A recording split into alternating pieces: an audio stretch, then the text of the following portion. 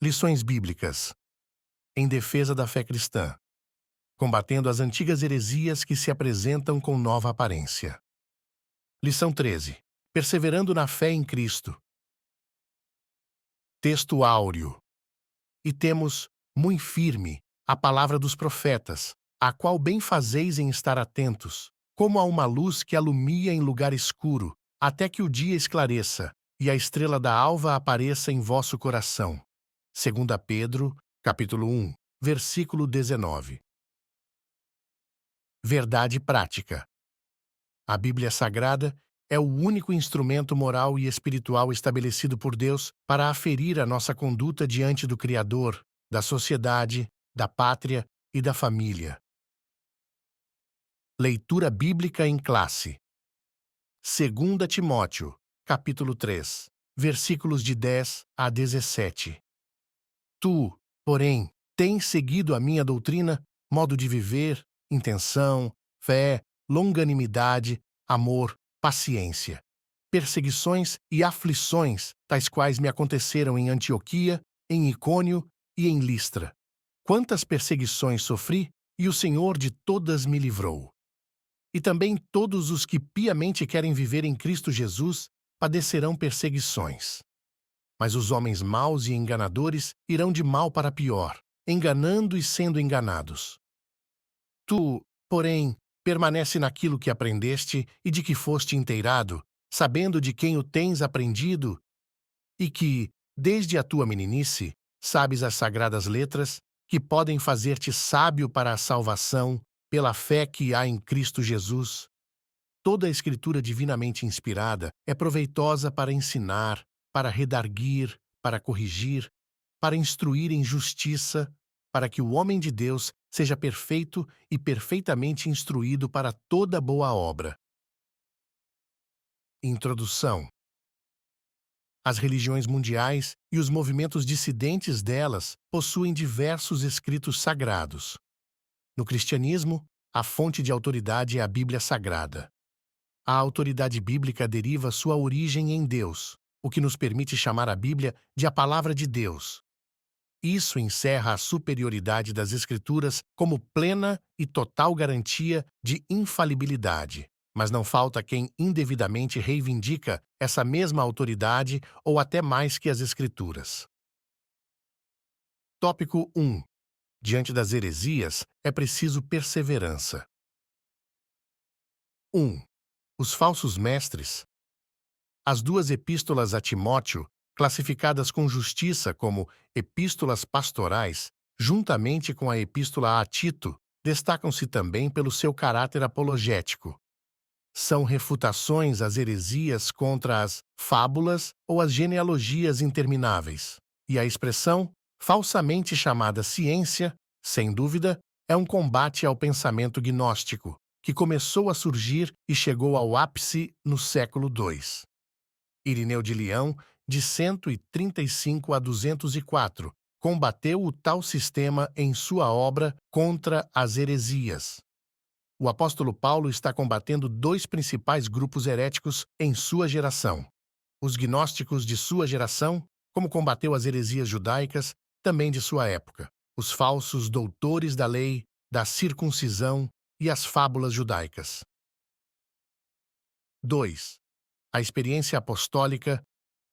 O apóstolo elogia a perseverança de Timóteo na fé e na doutrina em tempos tão difíceis. As perseguições são uma referência à experiência da primeira viagem missionária juntamente com Barnabé. É verdade que Timóteo se integrou à comitiva de Paulo em Listra na sua segunda viagem missionária. Isso aconteceu depois dessas perseguições, e Timóteo, nessa época, ainda não fazia parte da comitiva paulina, contudo, deve ter sido testemunha ocular de algumas dessas perseguições, pois vivia na região e a sua mãe era crente, sem dúvida, membro da igreja. 3. Entendendo o querer. O verbo querer, em todos os que piamente querem viver em Cristo Jesus padecerão perseguições, é mais que um simples desejo, mas uma resolução, ou seja, um propósito de coração, é uma vida com propósito. Sofrer pela causa do Evangelho é motivo para glorificar a Deus porque sobre vós repousa o Espírito da glória de Deus. É isso que Deus espera de cada um de nós na atualidade. 4. Características dos enganadores. O termo usado pelo apóstolo para enganadores ou impostores é gois, uma palavra que aparece uma só vez no Novo Testamento e nenhuma na Septuaginta. Usado na antiga literatura grega como embusteiro, impostor, feiticeiro, charlatão, encantador. Então, essas pessoas denunciadas por Paulo pertencem ao campo religioso. Isso indica que o apóstolo está se referindo a ensinadores e doutrinadores de mentiras, a falsos mestres, em nada diferem dos falsos doutores. Nenhum deles teve futuro promissor. Sinopse 1. A perseverança na fé e na doutrina é fundamental diante das heresias. Tópico 2. Aprendendo, sendo inteirado e sabendo. 1. De quem Timóteo aprendeu as sagradas letras? O contexto em 2 Timóteo, capítulo 3, versículos de 10 a 17, mostra que a fonte de autoridade do aprendizado de Timóteo são as sagradas letras, as escrituras sagradas, que são inspiradas por Deus. Interessante que no versículo 14, o apóstolo emprega o pronome relativo de quem, em sabendo de quem o tens aprendido, no plural grego, tinon, literalmente, dos quais. Isso permite as seguintes traduções. Você sabe quem foram os seus mestres na fé cristã, pois conhece aqueles de quem aprendeu. Confiar naqueles de quem você aprendeu. Desde a infância, seria uma referência natural à sua mãe Eunice e à sua avó Loide e ao próprio apóstolo Paulo. 2. Permanecendo firme nas sagradas letras, Timóteo é exortado a permanecer firme naquilo que aprendeu e que acredita, ou de que foste inteirado por duas razões principais. A. Porque sabia de quem tinha aprendido. B. Porque são as sagradas letras, os escritos sagrados, a Bíblia. O que ele aprendeu de sua mãe e de sua avó era uma herança espiritual muito útil para o exercício de seu ministério sob orientação paulina. Aprendemos com isso a importância da educação nos caminhos do Senhor desde a infância no lar. O ensino cristão deve começar em casa, no lar. A Igreja, por meio da escola bíblica dominical, apoia e complementa essa formação. Esse princípio vale para os nossos dias. 3. A Bíblia é divinamente inspirada. Está escrito que toda a Escritura é inspirada por Deus. O termo grego theopneustos, inspirada por Deus, divinamente inspirada, vem das palavras theos, Deus, epineo, respirar, soprar.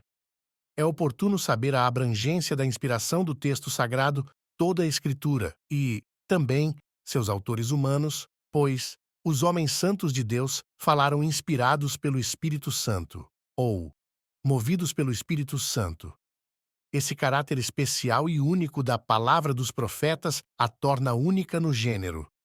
Ela pode fazer qualquer pessoa sábia para a salvação em Jesus e é proveitosa para ensinar, repreender, corrigir, instruir em justiça.